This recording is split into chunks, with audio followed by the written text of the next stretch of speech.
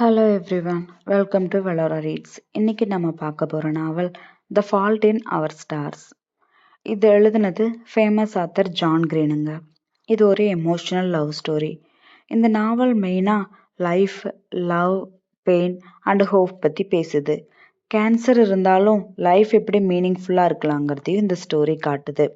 இந்த ஸ்டோரியோட main character வந்து ஹேசலுங்க. அவள் 16 வயசு டீனேஜ் கேர்ள். அவளுக்கு தைராய்டு கேன்சர் இருக்குது. அது லங்ஸ் வரைக்கும் ஸ்ப்ரெட் ஆகியிருக்கு. அதனால் அவள் எப்போவுமே ஆக்சிஜன் சிலிண்டர் கூட தான் இருக்க வேண்டிய நிலை. ஹேசல் ரொம்பவுமே இன்டெலிஜென்ட் அண்ட் தாட்ஃபுல் கேர்ள். ஆனால் சில சமயம் அவள் ரொம்பவுமே ஃபீல் பண்ணுறா, சேட் ஆகிறா. ஏன்னா அவளோட லைஃப் ரொம்ப நாள் இருக்காதுன்னு அவளுக்கு தெரிஞ்சிருச்சு. அதை நினச்சி ரொம்ப ஃபீல் பண்ணுறா. அவளோட பேரண்ட்ஸும் அந்த பொண்ணு டிப்ரெஷனில் இருக்கக்கூடாதுன்னு நினச்சி அவளை கேன்சர் சப்போர்ட் குரூப்புக்கு அனுப்புகிறாங்க. ஆரம்பத்தில் அந்த பொண்ணுக்கு அங்கே போக விரும்பலை. ஆனால் ஒரு நாள் அந்த சப்போர்ட் குரூப்பில் அகஸ்டஸ் வாட்டர்ஸுங்கிற ஒரு பாயை மீட் பண்ணுறா. அவன் ஒரு confident and humorous bye.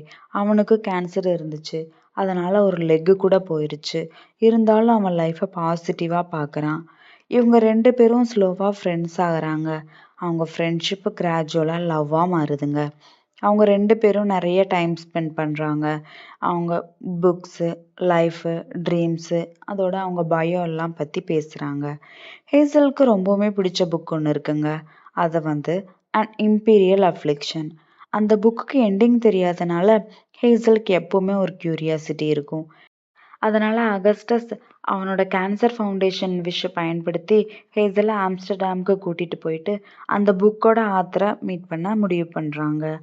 Amsterdam trip அவங்களோட லைஃப்பில் ரொம்பவுமே ஸ்பெஷல் மொமெண்ட் ஆகுது.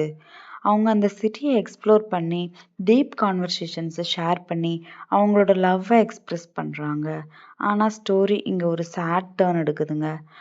அகஸ்டஸ்க்கு கேன்சர் மீண்டும் ரிட்டர்ன் ஆகி அது உடம்புல ஸ்ப்ரெட் ஆகி வருதுன்னு தெரிய வருது. இந்த நியூஸ் ஹேசலுக்கு ரொம்பவே பெயின்ஃபுல்லாக இருக்குது. ஆனாலும் ஹேசல் அவனை விட்டு விடாமல் அவன் கூடவே இருந்து சப்போர்ட் பண்ணுறான். அகஸ்டஸ் ரொம்பவும் பிரேவான பாய். அவன் நிறைய சுச்சுவேஷனை ஃபேஸ் பண்ணுறான். அவனோட டெத்துக்கு முன்னாடி ஹேசல் மற்றும் ஃப்ரெண்ட் ஐசாக்குக்கு ஒரு ரிக்வெஸ்ட் பண்ணுறான். அதாவது அவங்க தன்னோட ஃப்யூனரலுக்கு சொல்ல போகிற ஸ்பீச்சை வந்து இப்போவே சொல்கிறான். இது ஸ்டோரியில் ரொம்பவுமே எமோஷனலான சீனுங்க. லாஸ்ட்டாக பார்த்தா அகஸ்டஸ் இறந்து போகிறான். ஹேசல் ரொம்பவும் சேடாக இருந்தாலும் அகஸ்டஸ் கூட இருந்த மெமரிஸ் வந்து அவளுக்கு லைஃப்பை அண்டர்ஸ்டாண்ட் பண்ண உதவுது.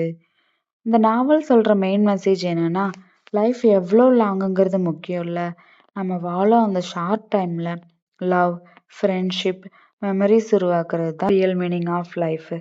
So the fault in our stars வந்து ஒரு சிம்பிள் லவ் ஸ்டோரி மட்டும் இல்லை, அது லைஃபையே அப்ரிஷியேட் பண்ண கற்றுக் கொடுக்கும் ஒரு பவர்ஃபுல் ஸ்டோரிங்க. Thank you for listening.